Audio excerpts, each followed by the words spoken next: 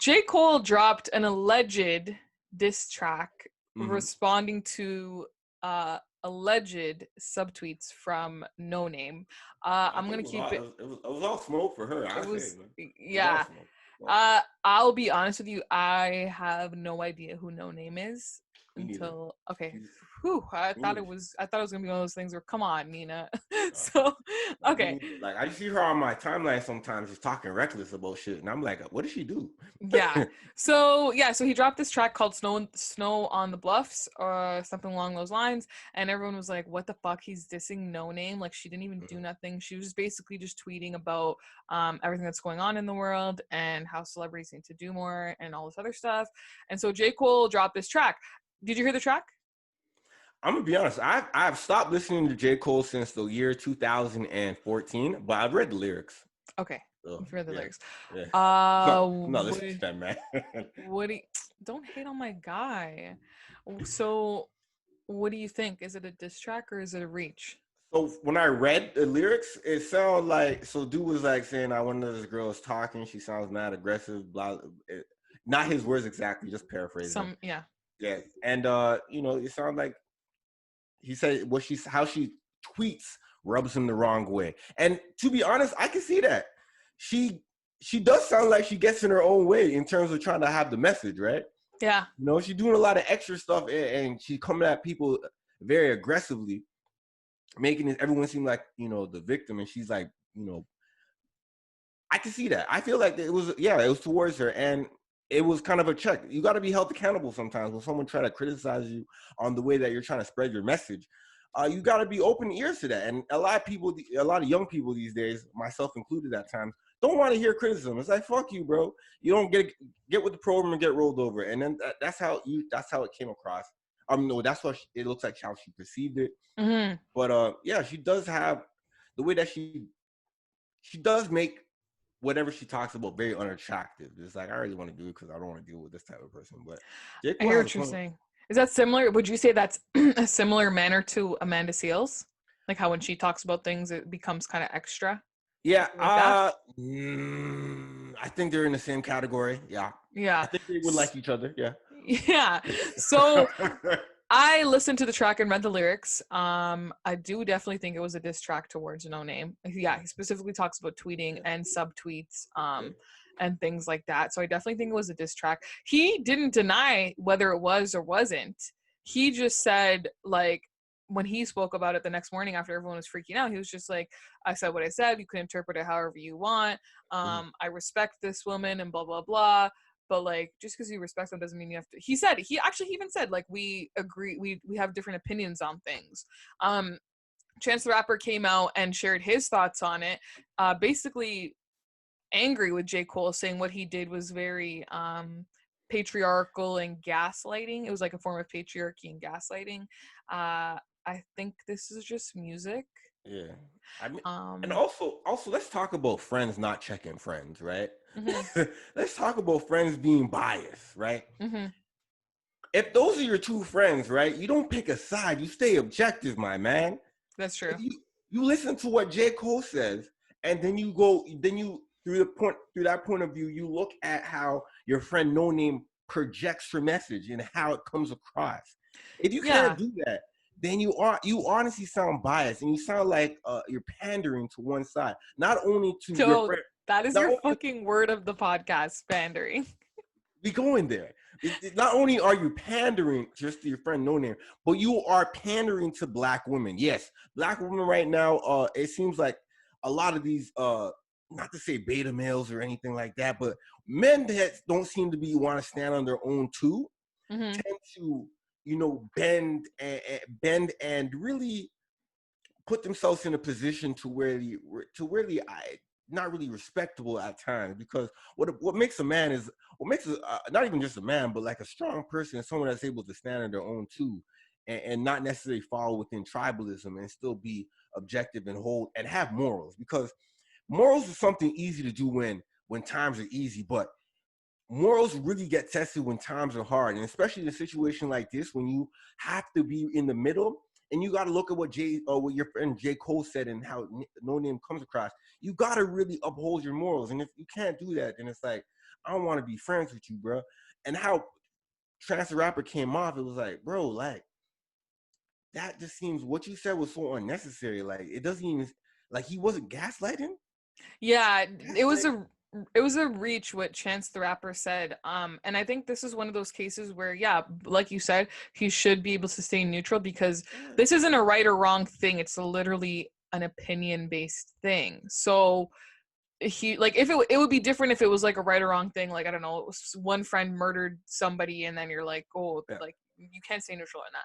But like, this is like an opinion thing. So I don't think, yeah, I think him even saying anything was stupid. And he was all like, well, because someone was like, you should be checking J. Cole in private, and he's like, oh, you mean like how he checked Noname in private? And it's like, okay, but were J. Cole and Noname even friends? Like, I don't even know who this Noname is, but she dropped a response track. I didn't listen to that shit either. I listened to it. It was only for it.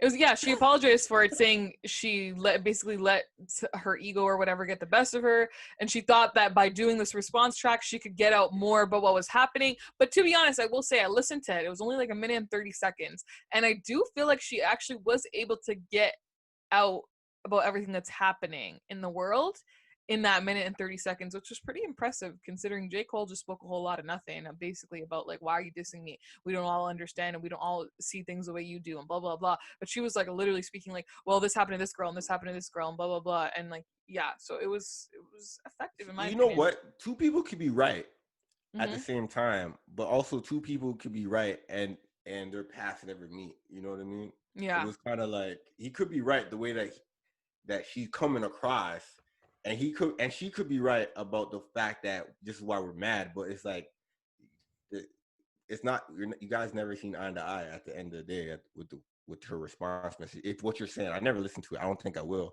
Yeah. She apologized for that, so she don't even stand on what she said. So fuck that. Yeah, whatever. I mean, hopefully one day we're able to have a conversation and hash it out. It's never that serious. Yeah.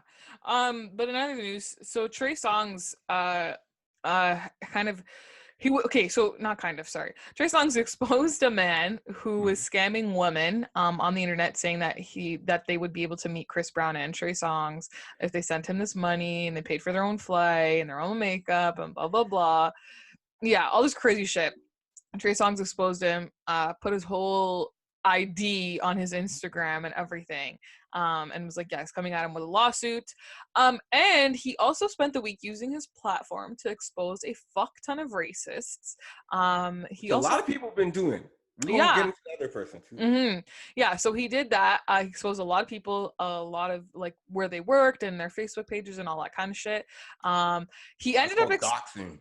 I didn't understand what that word was, but he ended up accidentally posting someone who was not, or like he ended up posting the wrong person, and then that person was getting so much hate they put their account on private, and in their bio it said tell Trey Songz it wasn't me. So he ended up actually having to post an apology so people would stop harassing this person, which makes it kind of tricky when people use their platform for this, which brings us to the next person. Yeah, so Sky Jackson as well. So you know what? How do I want to say this? So I spent this some time just following up on a lot of like people speaking on like Sky Jackson, because a lot of people really a lot of people really had a lot of things to say about Sky Jackson. She used to be on Disney. I don't really mess with her like that.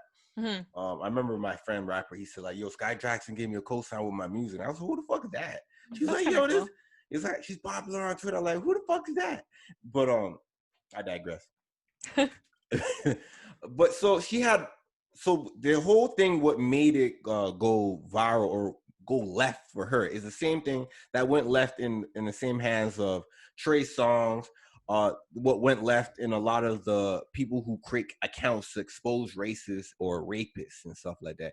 You're going to get it wrong, right? If you're only believing the information people send to you, and you yourself are not doing any fact check because you want to inherently believe the victim, you're going to get it wrong, right?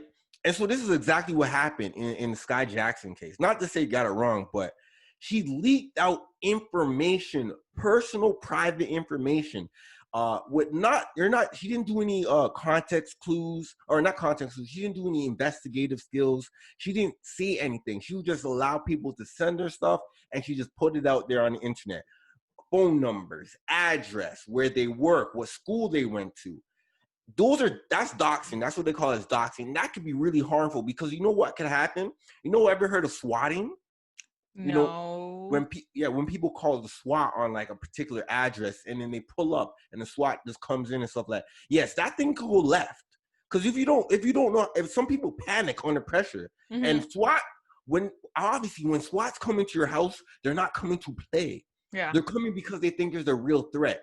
And so when things go left, a SWAT could take someone's life. Right?